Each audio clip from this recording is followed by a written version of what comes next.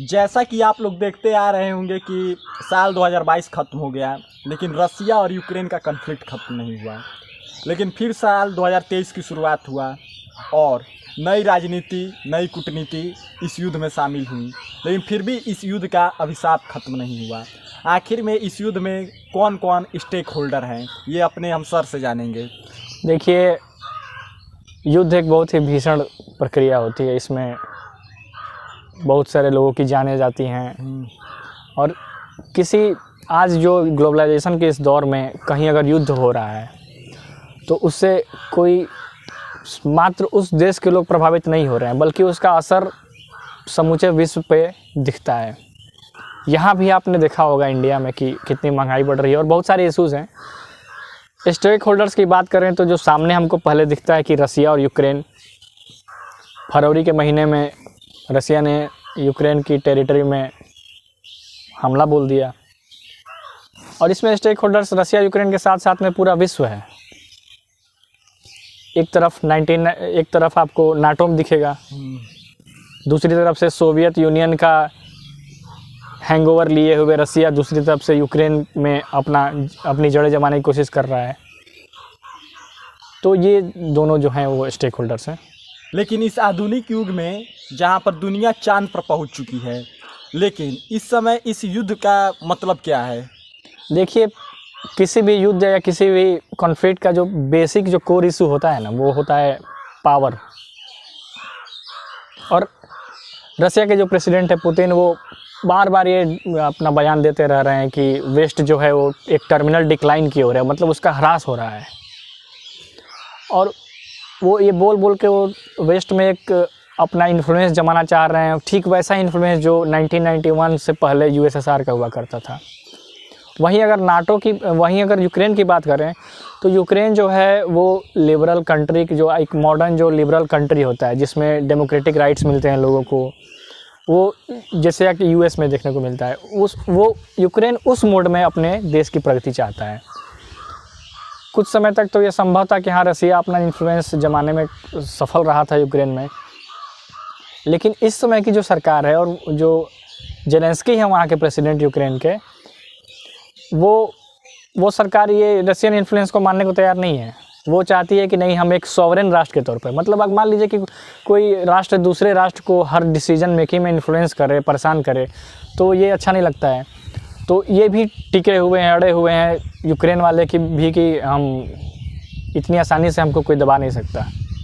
एक तरह से ये मतलब क्या कहा जाए, कॉलोनाइजेशन होता था पहले, उपनिवेश बनाया जाता था, उसी तरह का चीज़ चल रहा है। तो ये तो हो गया लॉन्ग स्टैंडिंग कारण पुराना कि जो रसिया जो है यूएसएसआर की तरह भी इस समय उसके पास न्यूक्लियर कैपेसिटी भी है। आपको पता होगा, आप टॉप न्यूक्लियर वेपन होल्डर है इस समय जी। तो एक तरफ ये हो गया।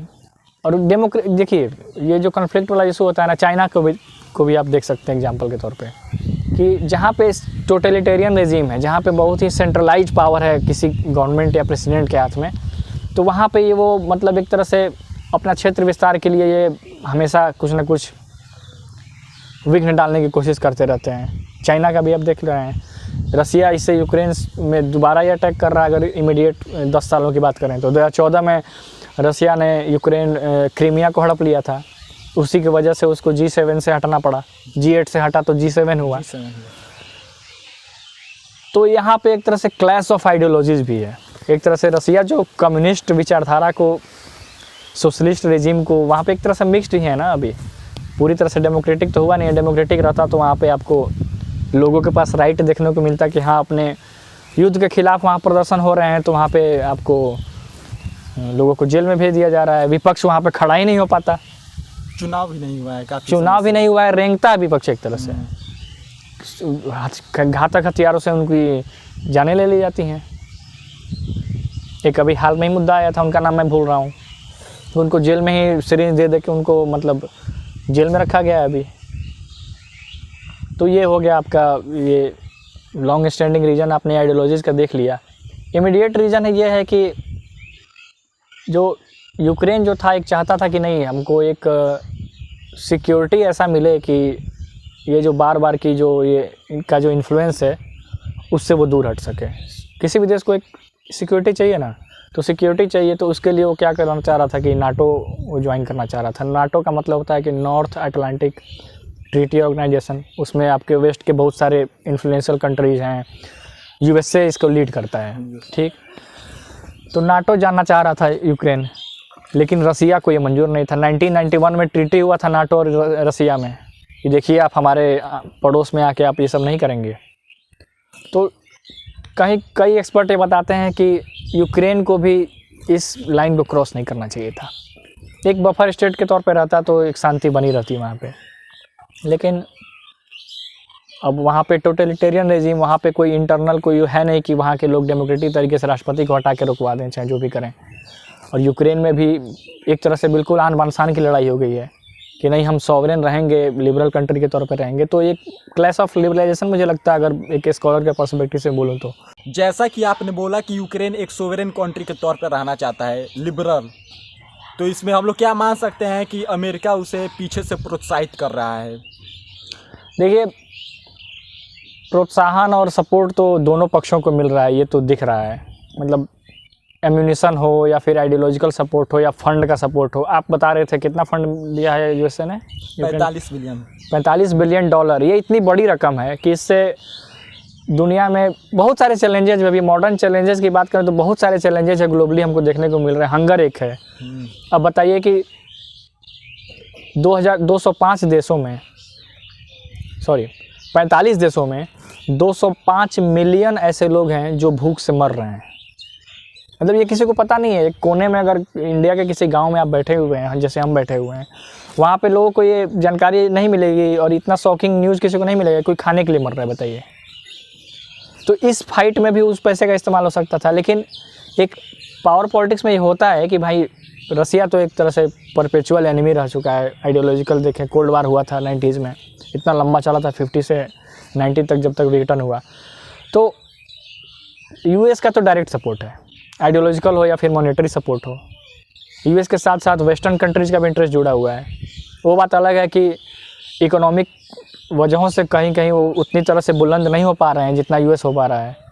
इकोनॉमिक क्राइसिस की वजह से, पेट्रोलियम की वजह से जर्मनी को देखा गया अभी हाँ पीछे हट रहा है वो। जर्मनी उतना रिलेक्टेंट हो रहा है क्योंकि उसको नॉर्थ स्ट्रीम से उसको तेल मिल रहा था। अब बहुत ही मुश्किलों का सामना करना पड़ रहा है, क्योंकि एक रसिया और यूक्रेन हो गया, वो बहुत एक मेजर एक्सपोर्टर हैं ऑयल के। पिछले कुछ वर्षों से आप देखते आ रहे होंगे कि चाइना और अमेरिका के बीच सुपर पावर बनने की एक बहुत सी होड़ जमी हुई है, और काफ़ी हद तक ये सही भी है। क्योंकि IMF का एक डाटा आया था, तो उसमें दिया था कि चीन 2030 तक अमेरिका को पछाड़ देगा GDP में। और डोनाल्ड ट्रंप जब राष्ट्रपति थे अमेरिका के, तो ट्रेड का कनेक्शन चाइना से काफ़ी काट दिए, जिसे हम लोग ट्रेड वॉर के नाम से जाने।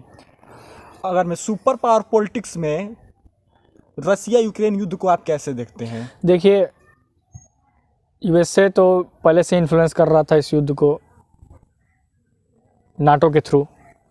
चाइना भी इसमें काफ़ी एक बड़ा रोल प्ले कर रहा है, लेकिन वो रोल सबको दिख नहीं रहा है, वो बिल्कुल ही अनसीन है, बिल्कुल छिपा हुआ है। युद्ध शुरू होने से पहले पुतिन और शी जिनपिंग के बीच में एक ट्रीटी भी साइन हुई, फ्रेंडशिप ट्रीटी। और उसमें ये कहा गया कि ये जो ट्रीटी होगी, ये जो फ्रेंडशिप ट्रीटी होगी, ये बिल्कुल ही लिमिटलेस होगी, मतलब कि आबाद होगी, निर्बाध होगी, कोई इसमें बाधाएं नहीं रहेंगी। बिल्कुल एक पक्के दोस्त वाली जो ट्रीटी होती है, एक जो इंटरनेशनल पॉलिटिक्स में जो एक फ्रेंडशिप ट्रीटी होती है, वैसी ट्रीटी साइन हुई। लेकिन उसके बाद चाइना का ना ही कोई बयान, इस युद्ध को क्रिटिसाइज़ करने का कोई बयान आया, ना ही कोई उसकी ऐसी मंशा दिखी कि ये युद्ध शांत हो। अगर ये युद्ध अगर चलता रहता है तो इसमें चाइना का ही फ़ायदा है। यूएसए एक तरफ से पैसा पे पैसा झोंकते जा रहा है, उतने बिलियन डॉलर्स लगा चुका है वो अभी तक, और चाइना इससे काफ़ी गेन करने वाला है इस युद्ध से। अब वैश्विक राजनीति से हम भारत की तरफ मुड़ते हैं।